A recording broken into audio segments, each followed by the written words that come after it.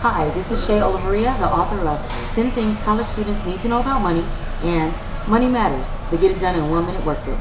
And I'm really excited to be here today with Naked Interview. All right. I'm glad to be here with you. I probably should have read your book 10 times by now. It's a whole lot of things I need to know about Money Matters. You know, most people. Yeah. What I really want to ask you is, you know, a lot of things stem from bad habits that we learn from growing up. Yep. Can you tell me what is your first memory about money? I don't really have a specific memory, more a general feeling. There was never enough of it. Just always, you can't have that. Don't ask for it. And so I got to a point as I got a little bit older where I just didn't even ask for things because I just assumed there was no money. Right. You know, and just always feeling like there was a scarcity. So when I did get money, I had to, you know, hold on to it and keep it because you never knew when the next one was going to come, you know. I don't know, it made me a little uptight, I must say. A little uptight. Okay. Okay. And can you tell me, in your perception, what do you think would be the greatest thing people could do with starting kids off with money or teaching them about money and finances?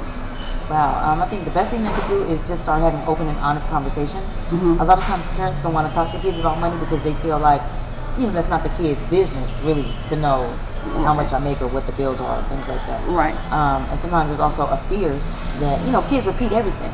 Right. So if you tell them, everybody's gonna know. Yeah. But if we don't start having conversations, and maybe not specific numbers, right, but conversations about why we can't afford this month, or how we're going to make a plan to save for it in the upcoming month. Right. Then kids will start to have that mind state.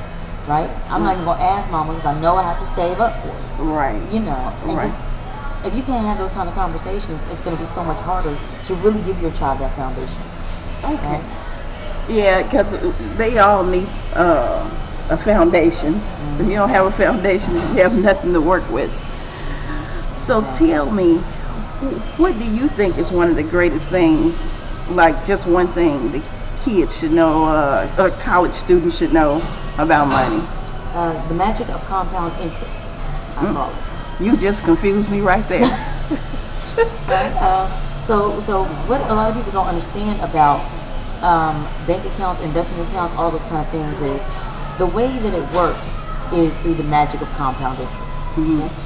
Say that you're only able to save $50 a month. Some people will look at that and say, well, that's only $50. That's nothing. I'm not going to get anywhere with that. What they don't understand is when you're putting into, you know, a money management account, hopefully an investment account if it's earning good money, is that not only do you have the money that you put in there, but you have the interest, which is, you know, pretty much free money, that you get from the original money, and the interest on the regular money that you put in, plus the interest, makes more interest. Okay. So you put that little $50, and then you're gonna wonder, where am I getting that extra $5? Where am I getting that extra $10?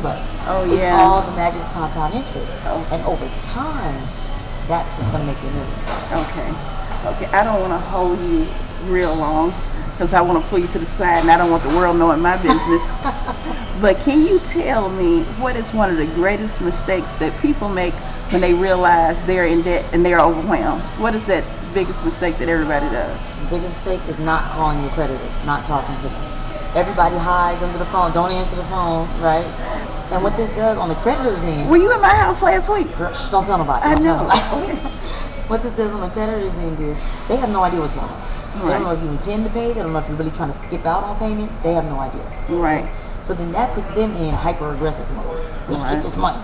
Right. But a lot of times if you're calling the creditors in contact with them, they at least understand what's going on. Right. So not that they're going to be necessarily your best friend, but they'll at least be willing to kind of work with you, right? So if your minimum payment is $150 and you don't have it, it's best to call them and say, well, I don't have it, but I can give you the 60, right? Because then you're still making payments. Okay. When you stop making payments, creditors have like up to 60 days to try to get the money. Right. After that point, they can sell it off to a specific company that's just trying to get your money. Right. Right. So MasterCard is trying to get it because you owe it to them and they want to keep the relationship good and whatever. Yeah. Once they sell that debt to a creditor, they don't care about any of that.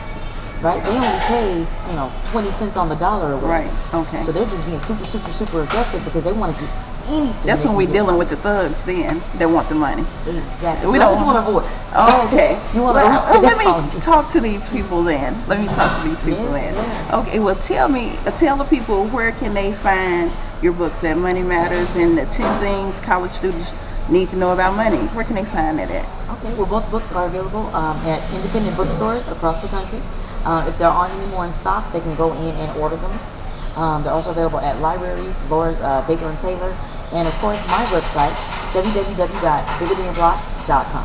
Alrighty, I've enjoyed talking to you, and I hope everyone picks up her books and learns a little bit more about money. And remember, we don't want to talk to the thugs. This is Miss Love from Naked Conversations, and we'll holler at you soon.